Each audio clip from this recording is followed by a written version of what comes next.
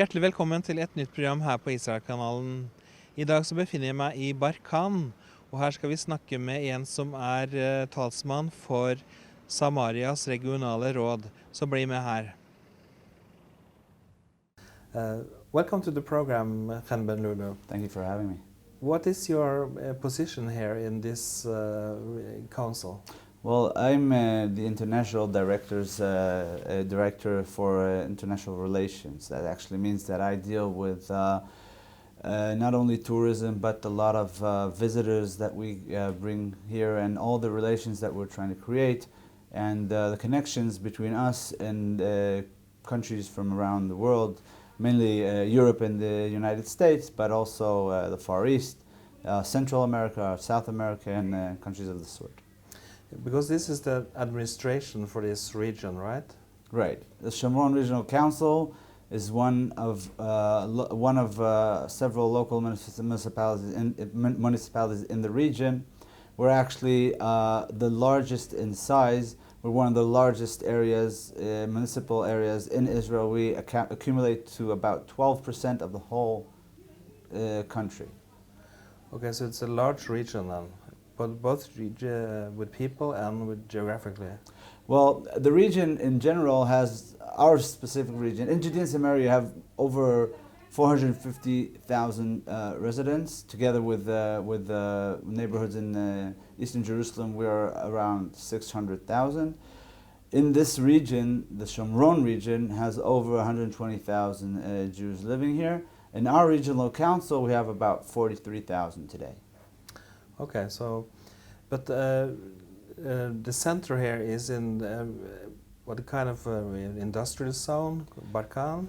Yes, one of the major issues that we have here, the major subjects that we deal with here, is the industry.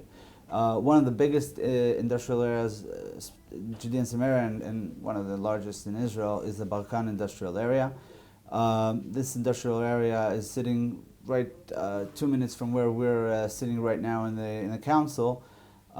We have over 160 different factories of different sorts of subjects that deal with different sort of materials. As I said, over 160 factories, almost 8,000 workers, which you could roughly say 50% of them are Israelis and 50% of them are Palestinian. Mm-hmm.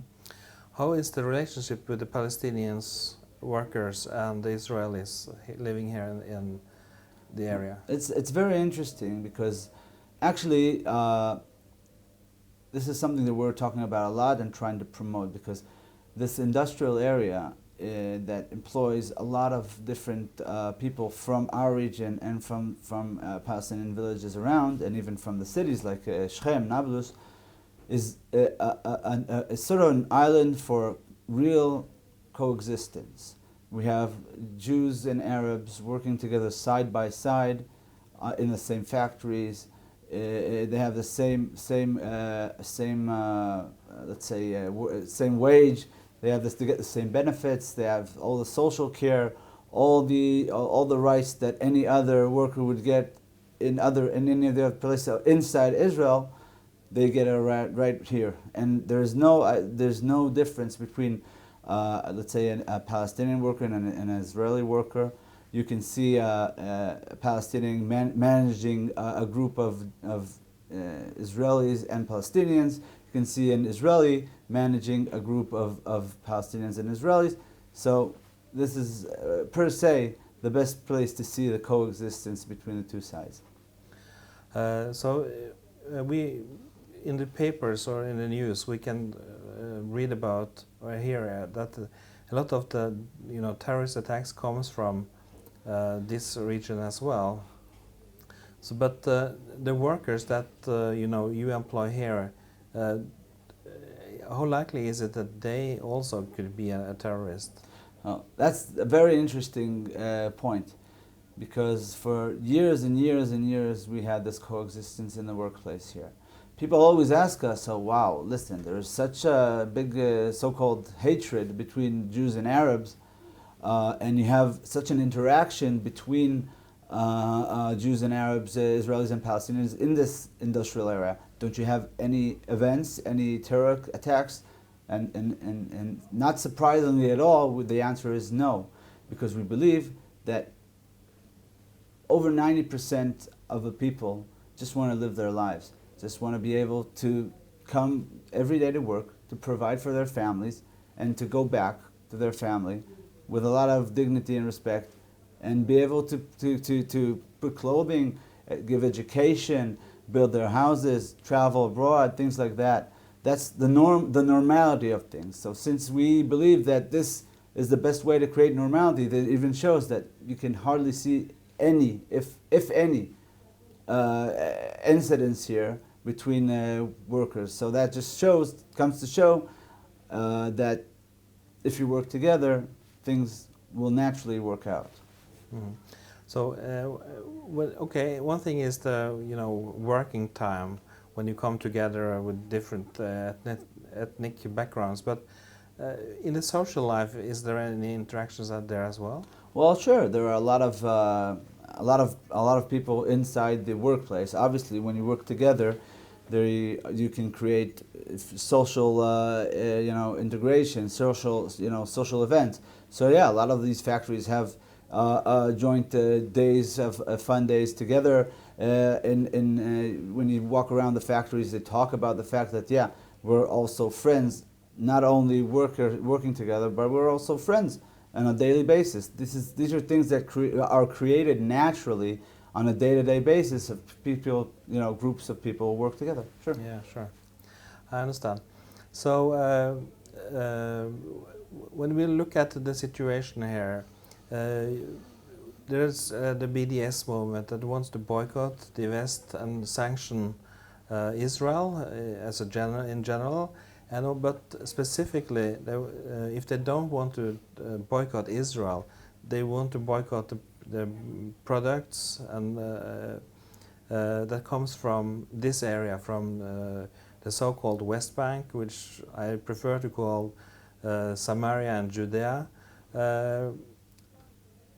That won't only hurt the Israeli companies, they also hurt the Palestinians. Well, truth be told about the BDS, the main population that this so-called boycott would hurt is the Palestinians, and I'll tell you why. Since we talked about the fact that Palestinians and Israelis work together, get the same wages.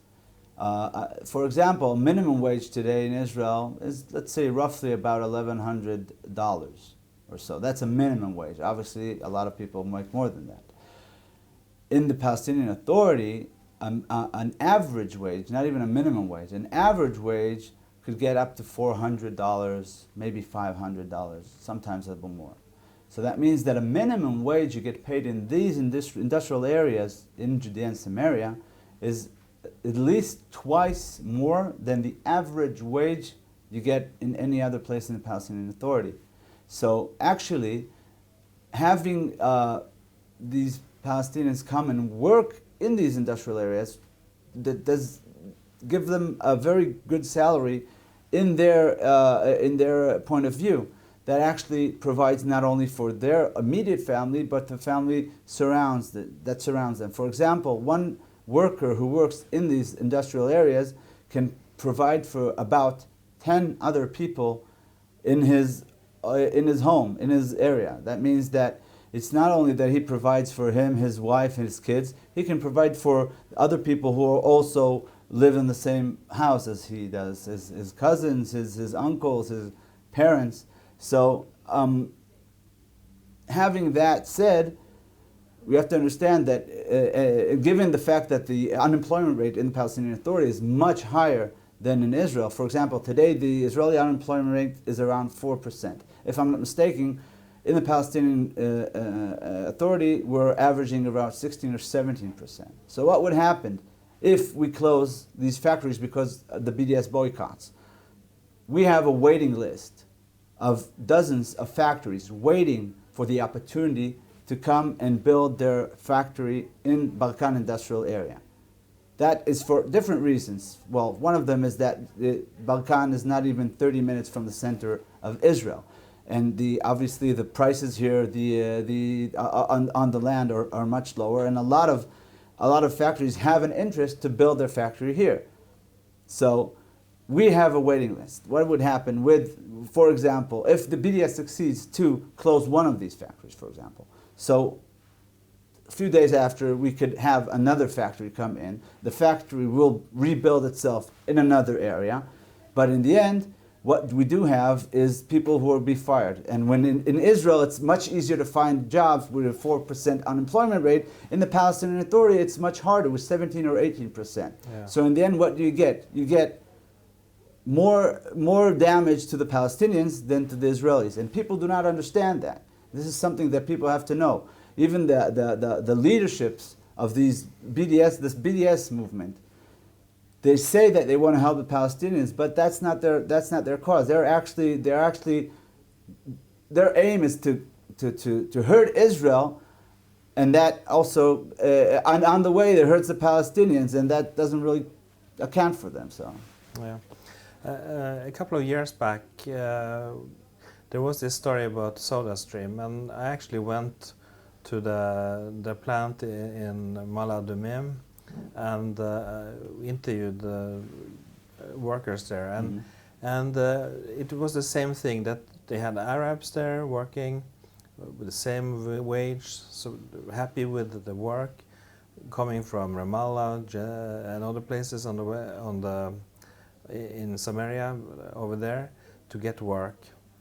And after they, gave in to all these sanctions against them, because SodaStream was very, unique product because it was, sold worldwide, and they moved the plant down to Beersheba. A lot of people lost their jobs because of that. And most of them, at least half of them, I think it was already 4 or 5 years ago, the whole story. At least half of the Palestinian workers who were fired from SodaStream because this factory was in Mishor Adumim, at least half of them up to this day have not found jobs. Some of them found jobs back in the factory because they had special permits to come from Judea and Samaria to Beersheba, to this factory, for example. There were even reports on that in Israeli media of having these people come from Judea and Samaria, Palestinians, getting special permits to go to Beersheba to continue working in SodaStream there. Mm-hmm. So there you have it. That's exactly the fact. The factory in the end was not harmed. They rebuilt the factory in Beersheba. The Jewish workers either moved to Beersheba to work or found other places to work. And the only people who are still harmed by this act up to this day are the Palestinians that worked in that factory. So that just goes to show what the BDS really does. Yeah, they don't want to help the Palestinians, they only want to hurt Israel. Exactly. Like. That's what happens. They are aiming to hurt Israel. They're saying that they're doing this to help the Palestinians, when in fact the whole cause of the BDS is to harm Israel, and on the way, they don't really care what happens to the Palestinians. They don't know what happened to the Palestinians because they don't care about these Palestinians. They don't know the people who work in these industrial areas that come here day by day, and all they want is to be able to provide for their families, and they're doing this with a lot of honor and with a lot of respect. And on the way, by the way, together at the same time, they're creating coexistence day by day. Yeah, it's such a hypocritical movement. When you look at it that way. It was interesting to say, when you said that here in Barkan there are actually companies wanting to come and build their factories here. Why is it so popular? Well, first of all, as I said before, Barkan industrial area is located not more than 30 minutes from the center of Israel. So obviously, when you have an industrial area in the middle of the country, in Tel Aviv, Petah Tikva, Ramat Gan, these areas, so the costs are much, much higher for the land and for the rent, and for big factories that have a lot of land. that is it's very substantial. It's a very big, high amount of money. So a lot of these factories do prefer to come to these areas, even if the owners live in the center of the country, in Israel, in Gush Dan, what they call the Tel Aviv region. Yeah.